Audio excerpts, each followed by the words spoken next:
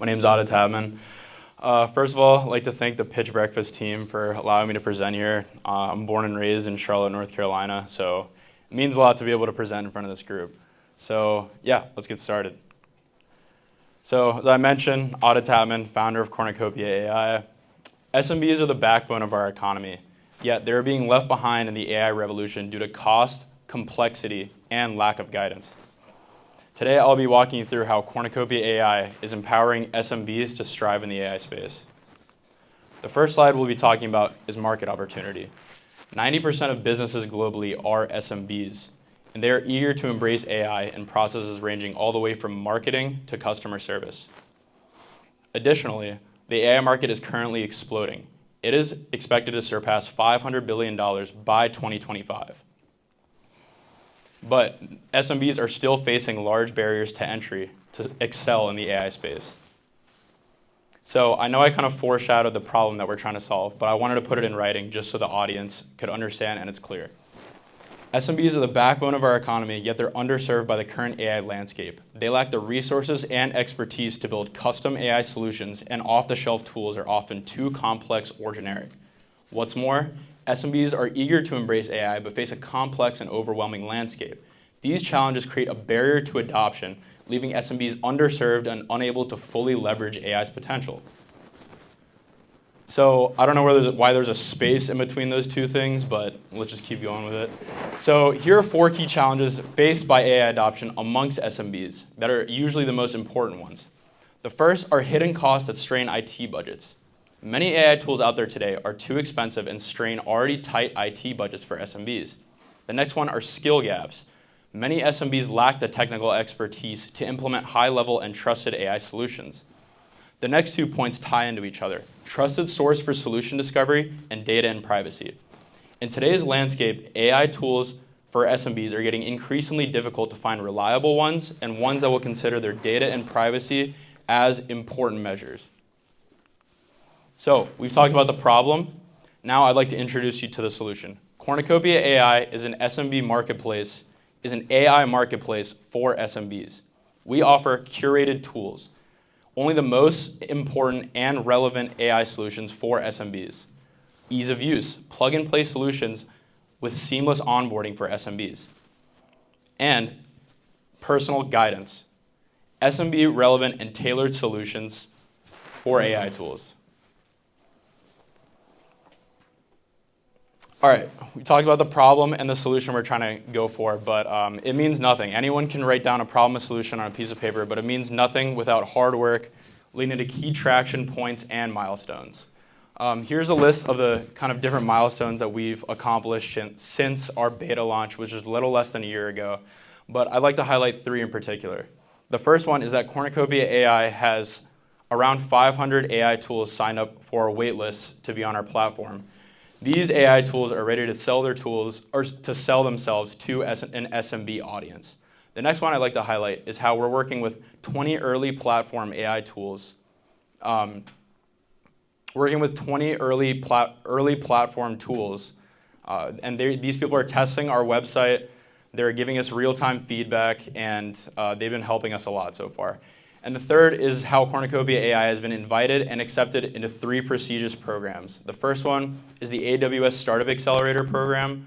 The next one is the NVIDIA Inception Startup program. And the last one means a lot to me, being from Charlotte, the Launch CLT Mentor program, which we got accepted into recently.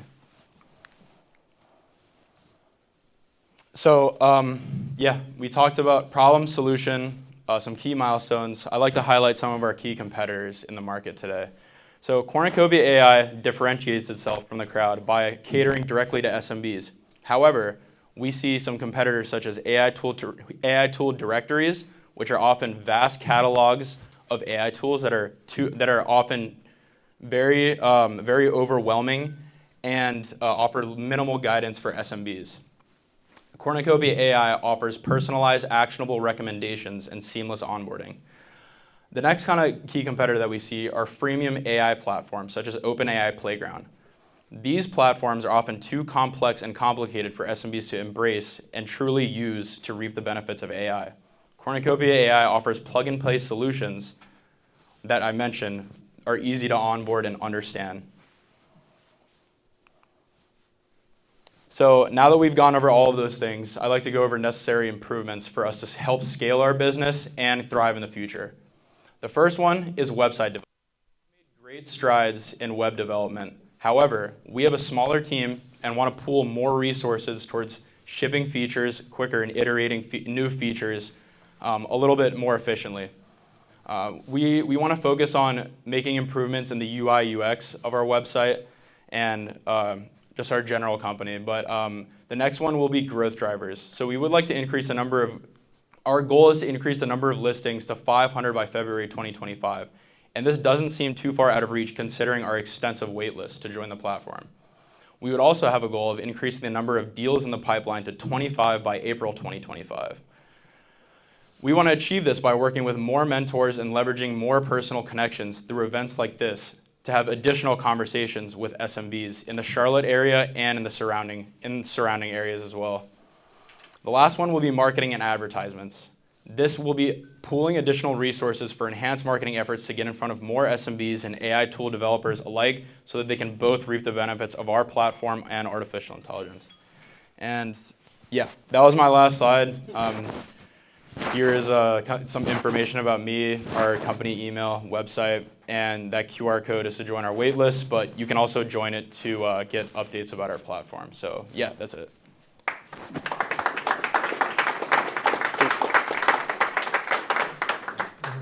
Go ahead.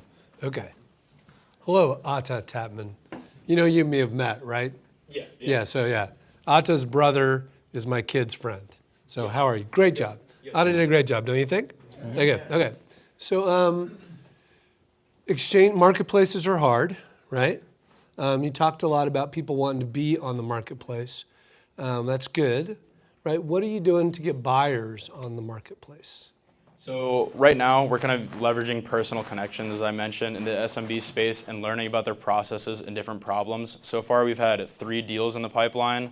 So what we've done is offer like free trials to these custom AI tools that that they need. We recommend to them, and then from there we build the trust with them, and kind of they spread the word about our services, and then also through marketing, LinkedIn, all of our marketing services, we kind of gain an SMB audience. So that's how we've been mostly doing it. But as I mentioned, we want to scale it up and leverage more connections and marketing efforts. And I assume you monetize this by getting a revenue share on the transaction that takes place. Yeah, so there's a couple ways we make money. So the first one are transaction fees. So for custom AI solutions, if it's agreed through our platform, we take a transaction fee from it. But for AI tool developers, we charge a posting fee with different subscription tiers. So there's like a basic tier, and there's additional tiers for more visibility and trending products. And we're also taking in the future like a fee to consult these SMBs and learn about their processes. So in the late 90s, people were super excited about the internet. It was new, it was exciting, like all this possibility, right? And there were tons and tons of exchanges that came out where people were going to create marketplaces for all kinds of stuff on the internet. And they almost all failed. Almost all of them. I sold software to a ton of them at a company called Web Methods. The only ones that worked were the ones that had a really rich supply of buyers, not sellers, buyers, right? So this seems hard to me, right? It doesn't seem like, I think you should keep going, but I think you should really work on developing your model for attracting buyers.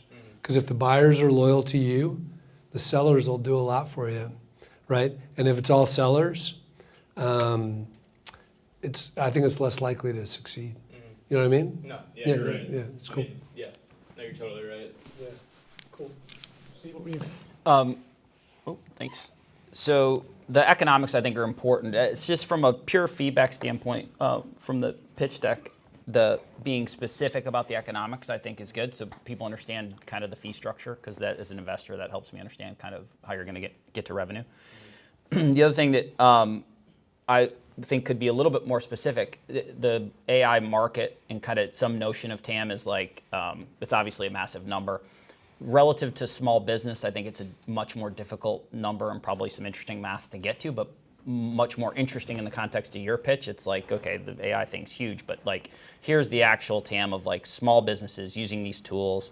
Here's what these tools generally cost or license for, and so fees in this structure kind of can represent some addressable market to you that's kind of meaningful, so that you can get to kind of a better sense of what the economics are. Other than that, I think the pitch is good. I think the idea is good. I use some of these marketplaces, so I know they can work, although I do agree with Chris, they're difficult, and it is absolutely a buyer's game. You got to have people that are transacting on there, for sure. It's not unlike, I know everyone out here has probably used whatever, the most popular ones are G2 and all these other ones, right, that are all these services that kind of give relatively small businesses an idea of what class of software they need to be shopping in and what the reviews are and that kind of thing. One of the things that you said to me that's kind of interesting is, so because these marketplaces have been around for a while, as Chris indicated, and they can be difficult, so you look for something that's different or could be advantageous for you, give you some competitive advantage. I don't know what that is in the context of your pitch, so you should think about that and say, this is what's different, and here's how we could have some competitive advantage. I have some questions around this notion of seamless onboarding and the degree to which you give assistance to the buyers.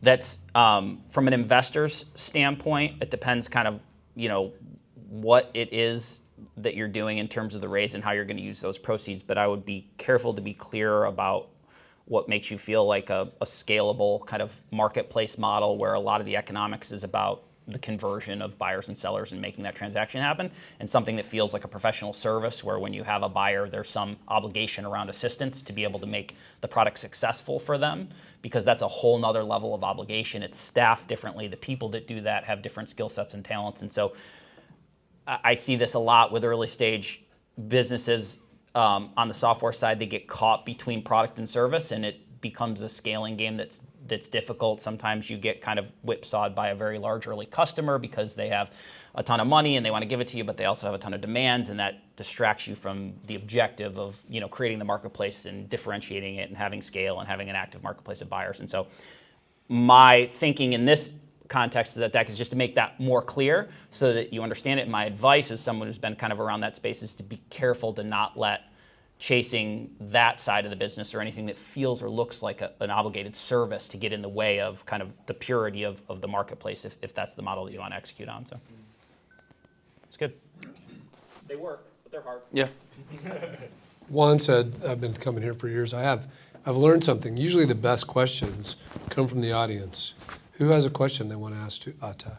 This gentleman in the front is eager. Go ahead, man. Do your thing. So tell me about yourself and the founding team. Tell me about yourself and the founding team, Ata.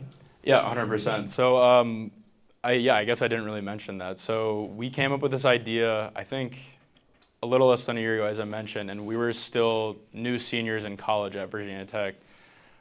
So we got introduced to Rob pretty early on, and he's been kind of serving as like a mentor for us and helping us a lot. But founding team, we're all really good friends. There's four others of us, and yeah, we are all really good friends from college. Have known each other for 5+ years. So yeah, that's kind of our founding team and a little bit about me. There's another question right here. Yeah, go ahead. Yep. What's up? Hey, also in your cohort, so it's really nice to see you up there. Thank you. Pitching. It's my dream to be in your shoes someday. Good job. And as somebody who's starting out with a company, this seems like a really attractive solution to me because it's a team of one. So if I can get an AI solution for a small business, great. One thing that stands out to me is I have enough trouble mastering my own product, and I sell one thing from my vantage and from my customer's vantage. Yep. So it might be easier to sell 1 to 5 things to 100 to 500 people, and then like this presentation 3 to 5 years from now with 500 products. Once you have a huge customer base that's super loyal to you, what do you think about that approach?